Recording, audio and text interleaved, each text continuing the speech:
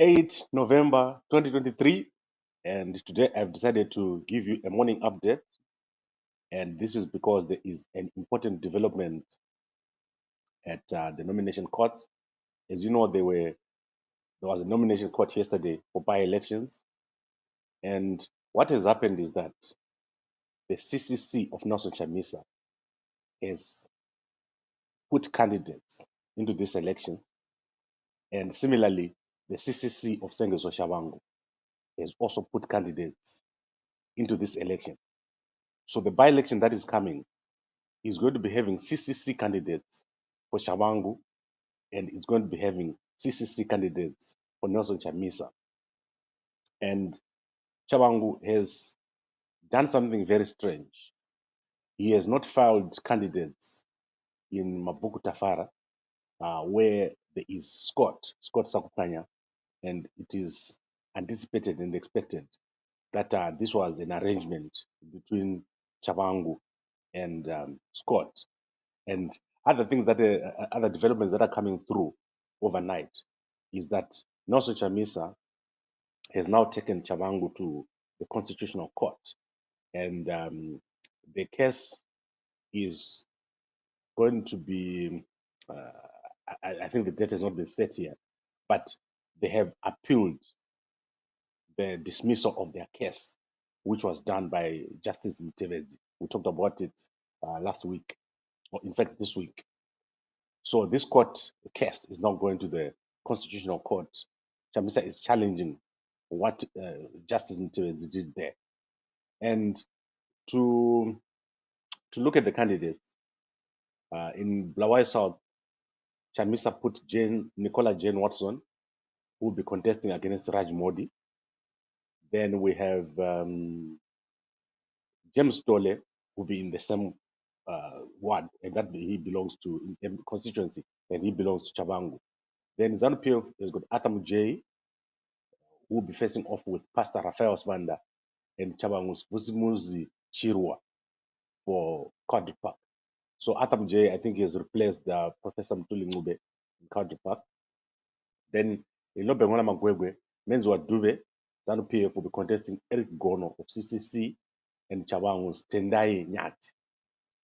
Then in Bedford West constituency, Morgan Ngube of CCC will square off with Tulani Ndo of ZANU-PF, who is Vice President Kembo Mohadi, son-in-law. So Kembo Mohadi's son-in-law is contesting in Bedford West. Then there'll be 5 candidates from Zilika's Mpopuma constituency. So basically, this is what has happened.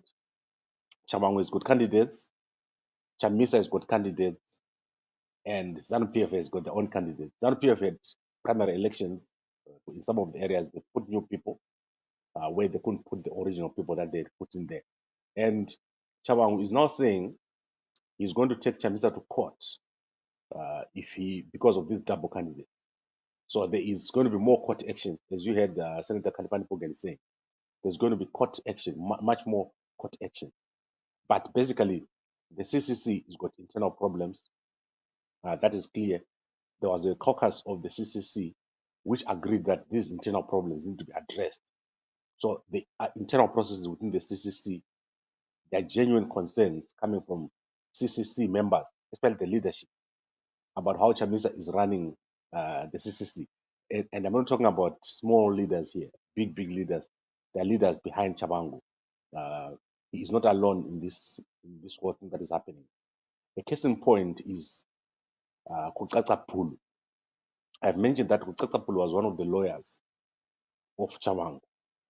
Now Kutsatsa Pulu is going to be contesting as one of the candidates for Tshabangu. He has filed his papers to contest as one of the candidates for Tshabangu. So we've got a serious problem here, but more court action is coming because Chamisa is also going to challenge the ruling by Justice Mtevedzi in the Constitutional Court. I think my comments, why do you give Tshabangu is disturbing our movement? And then Gumira Kabuda says, why do you always give CCC some hope? Thank you, guys. It is a morning update. I would like to do these updates because things are moving very, very fast. And now I need to go to gym. So we'll be back in the evening. We have a chat about the latest developments. But our politics is going nowhere. 5 million down the drain. This is how I see this. It's 5 million being thrown away. Nothing is going to come out of these new MPs. And I've got views about how Chamisa should proceed. So let's see. In the evening, maybe we can go into that. With these MPs and recalls and by-elections, I don't think this is the way to go. Thank you, everyone, and we'll be back again later. Let me go and do my workout. Good morning to everybody.